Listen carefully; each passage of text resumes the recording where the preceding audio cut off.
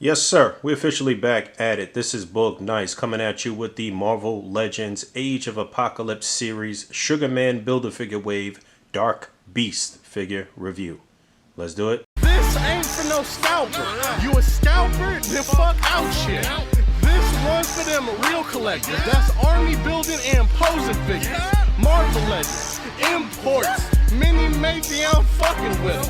Hype beast we know about you. Stay buying figs, don't know about it. And a quick look at the artwork on the side of the box. It is the same on the left and the right flap. 7 figures in the wave. You're going to need all 7 figures to complete the Sugarman Build-A-Figure. Alright, here we go. Dr. Henry McCoy, aka Dark Beast. His bio on the back of the package reads, Dr. Henry McCoy constantly experiments on himself to enhance his superhuman powers. No contest, this is the best regular figure in this wave. This is the one I was looking forward to the most, and Hasbro did not disappoint here. Yes, I do have 1 or 2 gripes, but this figure came out very, very nice. For the most part, from what I can tell, it's pretty much the same buck as the regular 616 Beast with a few alterations, new head sculpt, and some extra sculpting on the legs. I do really like the look of this guy. Definitely one of the characters in the wave with a lot of crossover potential. Like Beast from the 616 universe, he has superhuman agility and speed and reflexes and senses and superhuman strength, and he is also very, very intelligent. He's a geneticist, but in the AOA universe, he is like a mad scientist, literally a crazy, diabolical, nasty, underhanded scientist. And he was working with Sinister and the Pens for Apocalypse to help breed stronger and better mutants. He was like taking some genetic material from experiments that didn't work and putting all of that stuff into some type of stew, basically to make Apocalypse's infinite army, to make those soldiers for Apocalypse's army. And he was nicknamed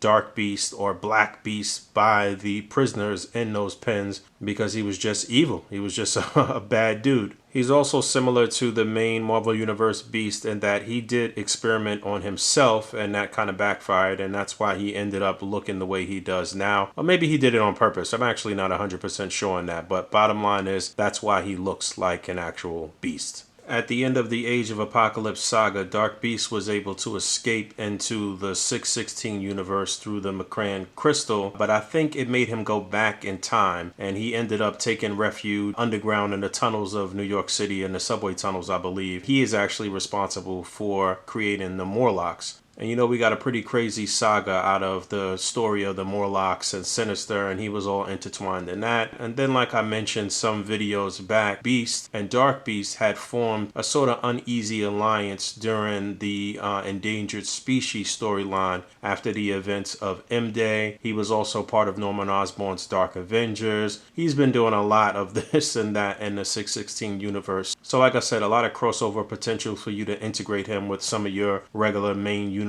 characters, and that's why I was really looking forward to getting this figure here. And just taking a closer look at his deco, well, I guess he's only wearing pants, but taking a closer look at the design here, like I mentioned, it's mostly the same buck as the 616 Beast, but I'm assuming this is a totally new head sculpt, and I think it looks really good with the smile and the yellow eyes and the 2 braids. Might want to do like some hot water, cold water on this one to get it to sit flush on his upper chest. But you're definitely going to have some gappage at the back with the hair, unless you get the head perfectly in the middle, but you can definitely pop the head off. And I really like the color of the fur. I mean, I guess if you get this guy in hand and you have a way with a paintbrush, you could definitely do just a bit more dry brushing, but there is some darker colors here on his chest and on his back. And it's a really nice sculpt. I think he looks great. So out of the package, he comes with 2 of the same hands that we got with the other beasts as well. This one is like semi-open with the thumb tucked in, and then on the right hand, that one looks like it could be utilized to hold something. You saw earlier I had him kind of holding that braid. But aside from that, he has an additional left hand that is open with the fingers fully spread, and you can see his palm is out flat, like he's asking for something. And then he's got a right hand that is a fist. So I'm really happy that they included some extra hands with this guy. He's also packed in with the hammer to complete the Sugarman Build-A-Figure. And not that it's a part that you would attach to his body, but it's cool to have. And honestly, I think there's one more thing that they left out that my man David Walton showed me. So I will break that out if I still have it and use it to really complete Sugarman when I take a look at that BAF. So aside from that, no other accessories packed in with Dark Beast. It would have been nice to get a different head sculpt, but I'm happy with the additional hands at the very least, especially considering that we didn't get a lot of accessories with the other figures in this wave. It should also be noted that he played a pretty big role in the Uncanny X-Force story, Wolverine's team, and so you can definitely use him to recreate some of those scenes as we round out that team and get some more characters from that storyline. And if you haven't read that already, then I don't know what you're waiting for. I say that all the time. So in terms of articulation, you saw that the head was on a ball joint, and although it is hindered a bit from the back because the hair in the back is very hard, you can kind of shift it on that joint forward and get him to look down pretty far. I popped it off the joint, but you can get him to look down. He's not going to look up too far, being that, again, the hair is hindering it, but you can kind of push the peg back and just sit the head on there for some more posability, but he does get a little pivot. He can turn left to right just a bit. It's not the greatest range of motion on the head, but it's decent. Shoulders, they're on a ball joint, so they'll come up pretty far. There is a butterfly joint as well, which is great, especially going back. Not going to go far as forward as I would like, but it's good. Upper bicep swivel. There is a double jointed elbow. There is a swivel and a hinge on the wrist. Works the same on all of the hands, even though they are all sculpted differently. There is upper torso articulation. So you see how that works, and he can turn left to right there as well. And there's an ab crunch as well. So it's the upper torso articulation and the ab crunch, but nothing at the waist. You know, you can't turn them at the waist. T-joint at the pelvis. The legs will come up pretty far. He gets a good split. There's an upper thigh swivel. That's really tight, but it does work. It's just tight. There we go. So there's upper thigh swivel. There's a double jointed knee. There is a hinge and a nice deep pivot on the foot. Now it looks like there's a cut here at his calf or his shin, but neither one of these are turning. It's still pretty decent articulation for Beast. Alright, size comparison time. Let's get some of his wave mates in there first. So AOA Jean Grey on the far left, AOA Weapon X, AOA X-Man, AOA Morph. And that's how all of those stack up. Dark Beast is the tallest in the wave. Here he is with a few more characters from the AOA universe and a couple of more wave mates. So on the far left is the old Toy Biz Giant Man Build-A-Figure wave, AOA Sabretooth. And then from this same wave we have AOA Sunfire. And then right next to Dark Beast on his left, going right, we have the AOA Wild Child. And then on the far right, Caliban Build-A-Figure wave Blink.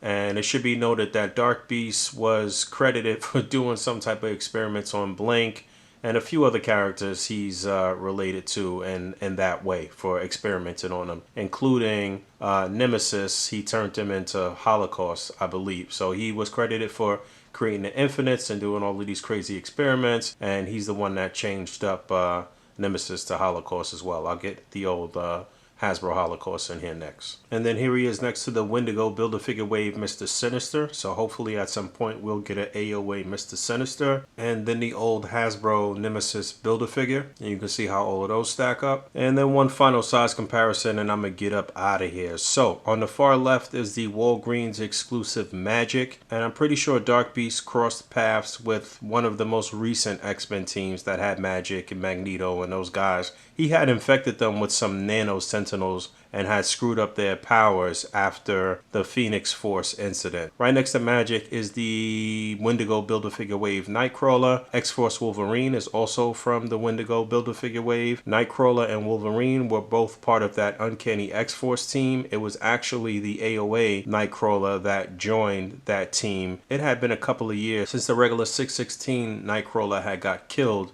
during the events of Second Coming, which is another really great story that I always tell you guys to read. And then on the far right is the Caliban Build-A-Figure wave Beast, and that is the buck in which Dark Beast is based on. And I was under the impression that regular Beast had a waist swivel, but I guess I forgot that he didn't. So pretty much the same, like I said, with just some extra sculpting on the legs to put the pants on Dark Beast and a different head sculpt. And in my opinion, Dark Beast is just totally shitting on a regular Beast here. He looks so much better with the darker colored paint with that sort of grayish paint with a little bit of dry brushing in there. It looks really good. Now, don't get me wrong.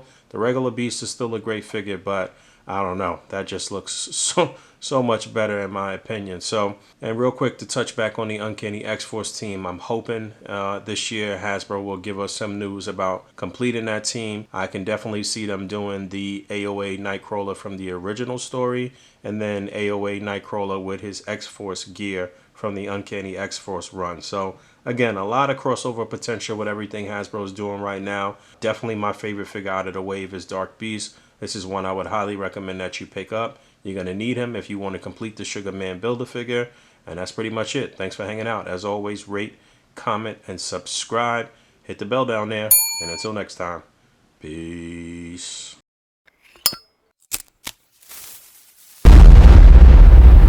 That's crispy.